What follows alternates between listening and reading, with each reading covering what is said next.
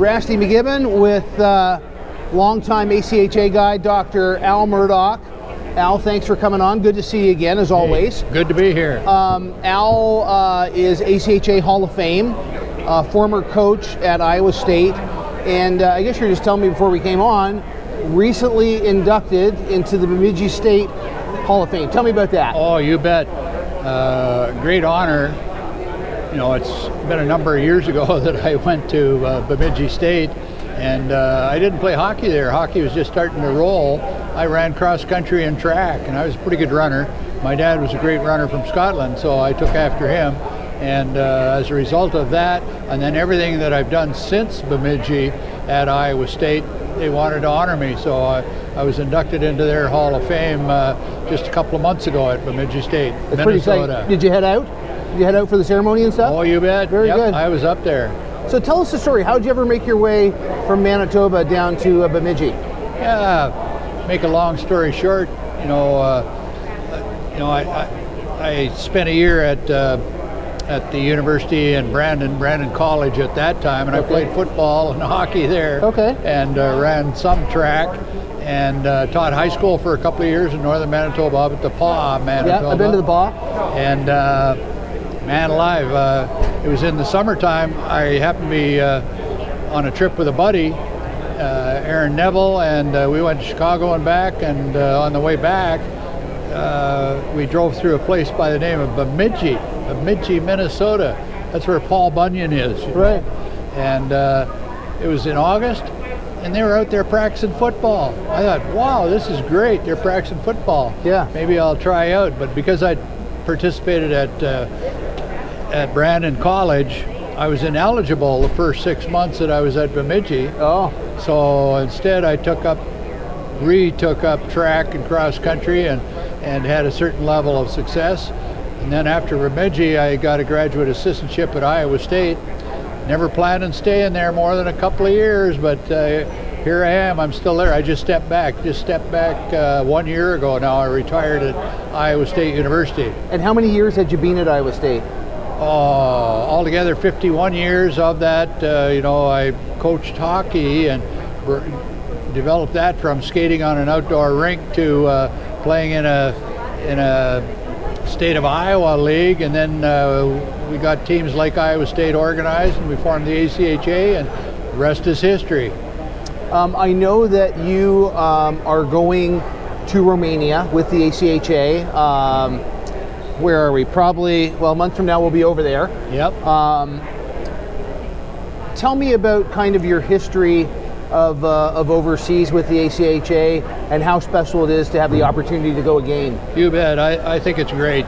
My father was a great runner in Scotland, and he said he'd compete against anybody anywhere in the world in running, and immigrated to Canada, and our family started there, and I've always had a little bit of that philosophy. If you can get international experience, that's very valuable. So while I was at Iowa State, I took the Iowa State hockey team overseas several times. We were to Europe, Holland, Germany, Austria. We went to Russia. Great experiences. We went to China. We went to Australia. And I literally promised our players at Iowa State, if they continued playing for me, I promised them an international trip once every 4 years. Wow. So we grew that. The people at USA Hockey saw me doing this and having great success and graduating great student athletes, and they said, hey, how would you like to take a team to the World University Games? I said, sure.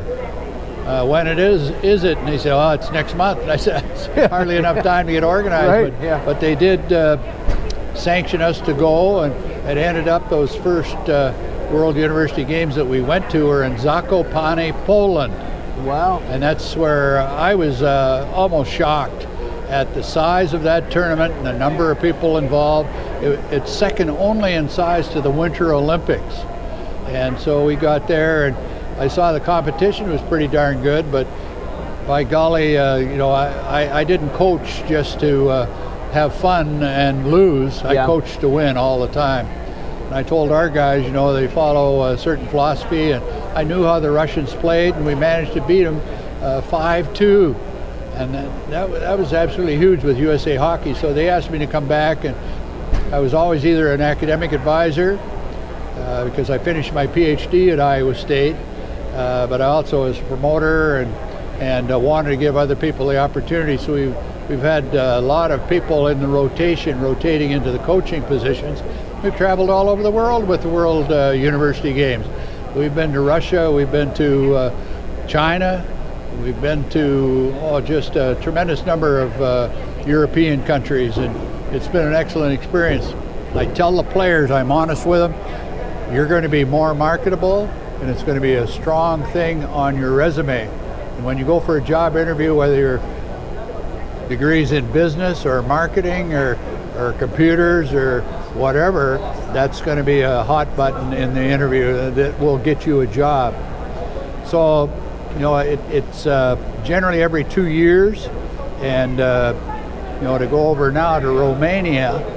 I don't know if you know the history of Romania. Romania, next door neighbor to the Ukraine. Yeah. So it's never slowed us down at all. We were in China when wars were breaking out. We were in Russia when there was disagreement. But one thing about the hockey guys, they stick together and pretty fearless. And if Murdoch wants to go with them, we go anywhere in the world. So when you focus in, let's just we'll kind of partition it for a minute. When you look at the academic value in taking student athletes to Romania, what are the selling points that you would advocate to parents about? The biggest thing is being able to be open to communication and talk to world leaders from all across the world. That in their resume is extremely valuable. They learn cultures of other people from all over the world. They learn about different foods all over the world. They aren't just eating cheeseburgers and French fries. So it's a great experience. And they make friends. A lot of them will learn the language of the country that we're going to. A lot of them will learn about the culture. So it's a great resume builder for them and makes them a better person, no question about it. When you encounter former players that were on some of those teams that went overseas, do they still have very pleasant, positive experiences about that? No question about it. So many of them still send me Christmas cards and notes, and of course with the internet, they send lots of notes saying, hey, it was one of the best experiences I ever had in my life, and having the ability to do that, was made me friends that I would never have had doing other things. One of the things that was an honor for me was getting to speak to all of you guys about the formation and foundation of the ACHA. As one of the founding fathers of the ACHA, when you come to something like this, facility, teams, players, parents, coaches everywhere, 8 sheets of ice. How does it make you feel that you had a part in the infancy of that? Yeah, I feel pretty proud. It's a little bit on the humbling side because in the beginning, it started much smaller, but it's growing, and you see a lot of these people are just very proud that they're able to continue the great sport of hockey while getting a good degree at their school. And we cover the whole country now. Matter of fact, we've got foreign people, from Canada and all over the world that come to the schools in the U.S. And part of it is being able to have the ability to continue playing hockey. And now there's even some Canadian schools that are coming down across the border. You bet. Yeah. We look here at Assiniboine, which is very close to where you spent some time in Brandon. You bet. I was born and raised in Neepawa, Manitoba, so a lot of these players came from small towns and played in arenas that I played in when I was their age. Yeah. What's the thing you think you're looking forward to the most in this trip to Romania? The trip to Romania will be working with our athletes, of course, and telling them, hey, don't be afraid. Try their food, try their culture. Yeah. Learn as much. They're able on their iPhones now to have foreign language. So try their language. Don't make them speak English to you all the time.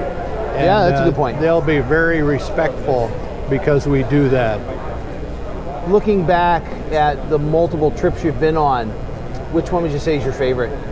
The trip to Zakopane, Poland was just absolutely outstanding, and of course beating the Russians. It was one of the greatest games I think that we played, and one of the closest groups of players that I've ever had the opportunity to coach. What year would that have been?